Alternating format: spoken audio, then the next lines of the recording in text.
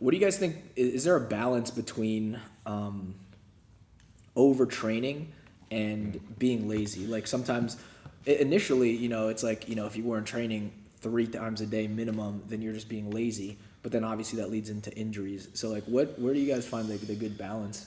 I think overtraining. The first part of overtraining is bad recovery.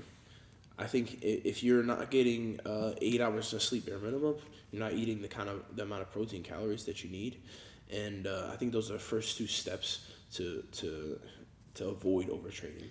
Yeah, like if you're not taking your recovery seriously, then you can't say I'm overtraining. You're just gonna ramp down your training, but you're missing out on like recovery. You have to treat, like, if you want to do this professionally, you have to try and be a professional athlete. Like there's not big teams, like we're not NBA, NFL, so you have to kind of like figure it out for yourself. So if you're not like spending as much time recovering as you are training, then you're just doing it to yourself. You're like overtraining. You're not recovering enough actively. You don't just sit down and sit on the couch and wait. Like, okay, I have like 8 hours and then I'm gonna sleep and then train the next day. Like you gotta do shit to recover. Like whatever it is, I think like you look at some of the.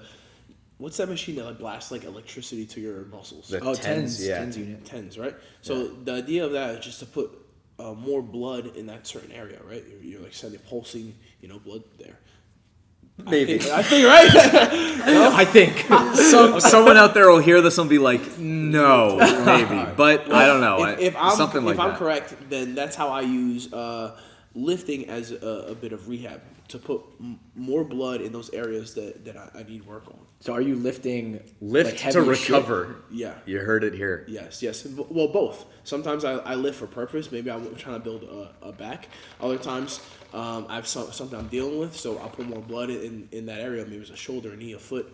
You do, I think, do things for rehab. But in general, I think it's good to engage the muscles that you aren't using it here at home or at the gym.